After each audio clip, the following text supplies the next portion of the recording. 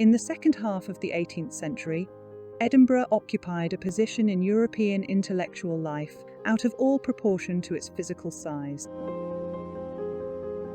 A city of perhaps 70,000 souls produced philosophers who reshaped Western thought, physicians who revolutionized medical practice, engineers who built the modern world.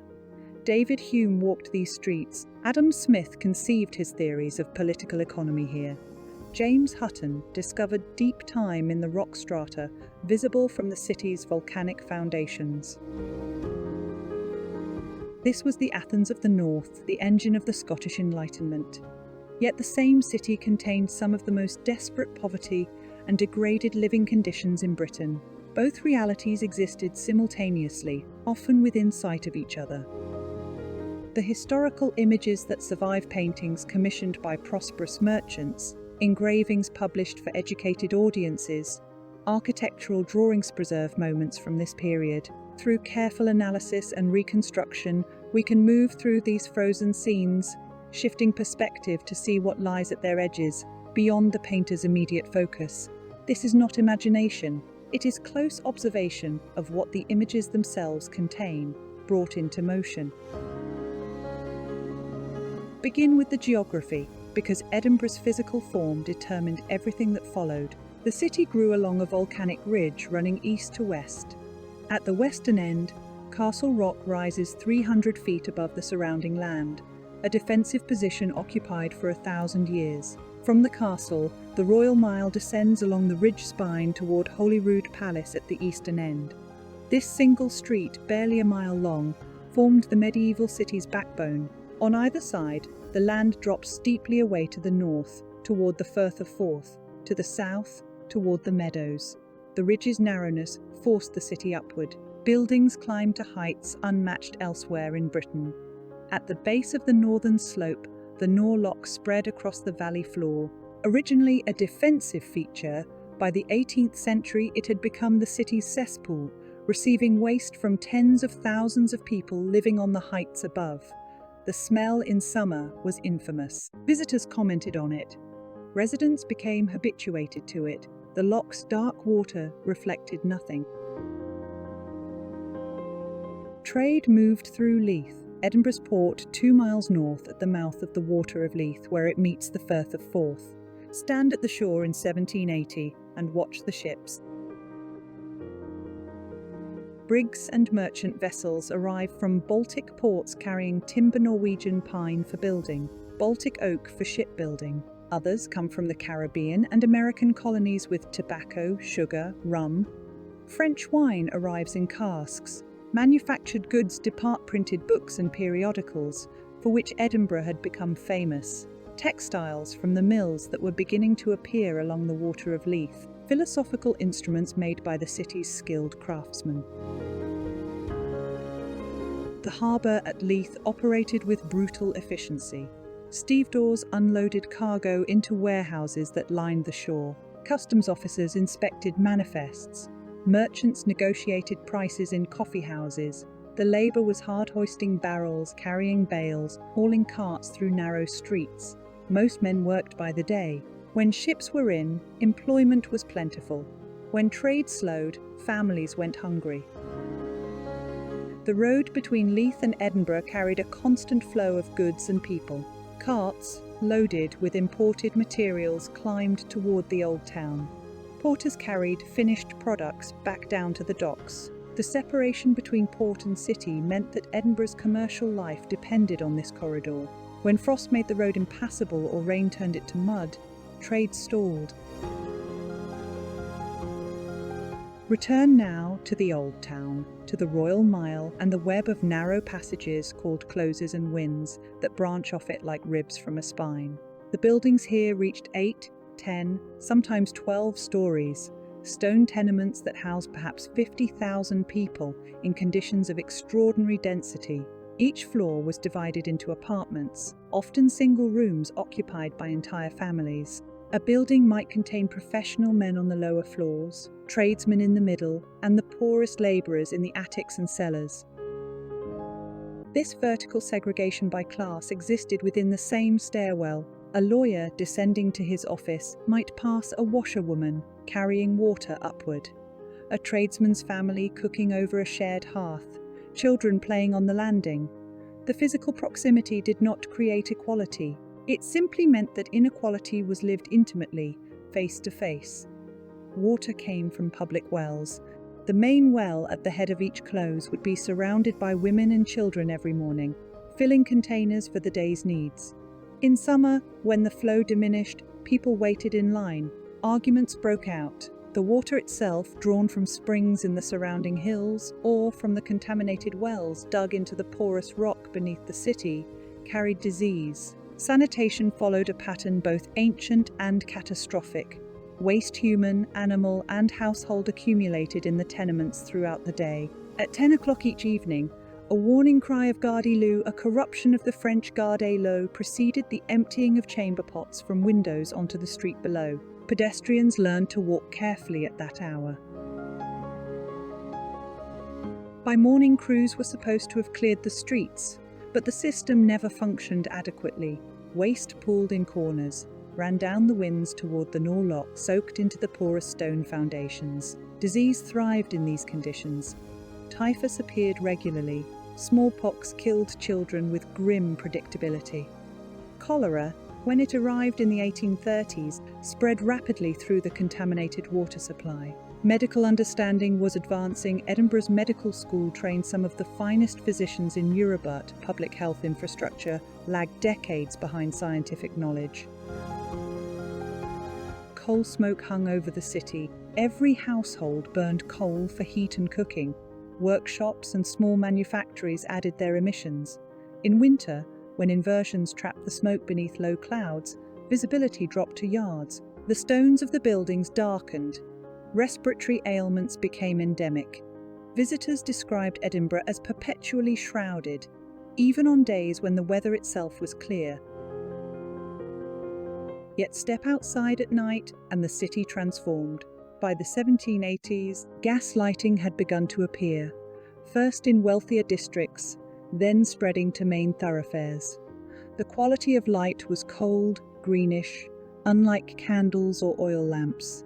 It created sharp shadows and illuminated the smoke that hung in the air, turning the atmosphere visible. Taverns stayed open late. The Enlightenment happened partly in these spaces, in conversation over claret, in arguments about politics and philosophy that stretched past midnight. The closes took on different character after dark. Voices echoed from upper windows. Footsteps on stone stairs. The occasional shout. Crime was constant, but petty pickpocketing, burglary, disputes that turned violent when both parties had been drinking. The city guard made their rounds, their footsteps announced by the iron ferrules of their Lochaber axes striking the cobbles. Now move north, across the drained valley where the Nor Loch once lay. Beginning in 1767, Edinburgh's civic authorities approved plans for a new town-planned extension that would relieve overcrowding in the old town and provide modern housing for the city's expanding professional and merchant classes. The architectural vision was Georgian, rational, symmetrical, neoclassical. Wide streets on a grid pattern, terraced houses built of blonde sandstone, each facade composed according to classical proportions. Green spaces, separation from commercial activity. Princes Street formed the southern boundary, looking back across the valley toward the castle. George Street ran parallel 1 block north, lined with the finest townhouses. Queen Street marked the northern edge. Between them, cross streets connected in perfect right angles. The contrast with the organic chaos of the old town could not have been more deliberate. This was where the city's elite relocated. Lawyers whose offices remained in Parliament Close near St Giles walked each morning to the new town, returning in the evening to homes with tall ceilings, proper sanitation, room for servants. Merchants invested in Newtown property as a mark of status. Philosophers like Adam Smith took up residence here. The physical separation between workplace and home, between commercial and residential, between public and private, these distinctions that seem natural now, were being invented here. The new town's architecture made claims about civilization, progress, and reason. Its clean lines suggested order. Its symmetry evoked classical ideals. But it also made a claim about who belonged to the enlightened future and who remained trapped in the medieval past. Movement between the two towns required either a long walk around or a crossing of the valley. Bridges were built, the North Bridge in 1772, the South Bridge in 1788, elegant stone structures that carried streets across empty air. Stand on North Bridge and look down. The valley floor lies 80 feet below. On one side, the massed stone of the old town climbing the ridge. On the other, the ordered geometry of the new town spreading northward toward the Firth. The bridge connects them physically while emphasizing the gulf between. Traffic choked the Royal Mile and the main approaches to the bridges. Sedan chairs carried wealthy passengers above the street muck. Hackney coaches forced their way through crowds. Handcarts, horse carts, livestock being driven to market hall competed for space on thoroughfares barely wide enough for two vehicles to pass. The noise would have been constant. Iron-shod wheels on cobbles, hooves, shouting. The city moved slowly, congestion limiting the pace of everything. Descend now to the closes south of the Royal Mile Cowgate, Grassmarket, the warren of passages that cling to the southern slope of the ridge. This is where poverty concentrated most severely. The buildings here were older, more deteriorated. Rents were lower because conditions were worse. Multiple families shared single rooms. Children worked from age 7 or 8. Disease mortality ran twice the rate of wealthier districts. The Cowgate, once a street for religious institutions, had become one of the poorest quarters in Britain. Buildings leaned over the street until almost no light reached the ground level even at midday. The atmosphere was permanently damp. Fever was constant. The inhabitants worked when work could be found: casual labour, street selling, begging. Many had migrated from the Highlands, displaced by agricultural changes, speaking Gaelic in a city that conducted business in English and aspired to speak like London. This was not accidental poverty. It was structural. The same economic forces that generated wealth for merchants and manufacturers pushed others into destitution. The enclosures that made Highland estates profitable made tenant farmers into refugees. The mechanisation that increased textile production displaced handworkers. The city's growth created opportunities for some and desperation for others, often within the same family across a single generation. Yet even here, resistance and dignity persisted. Friendly societies organised among tradesmen to provide mutual aid. Churches offered charity, though never enough. Political radicalism found support. The ideas of Tom Paine circulated in taverns. The French Revolution was discussed and debated. Demands for reform were voiced despite the risk of repression. By the 1830s, pressure for improvement had begun to yield results, though slowly and incompletely.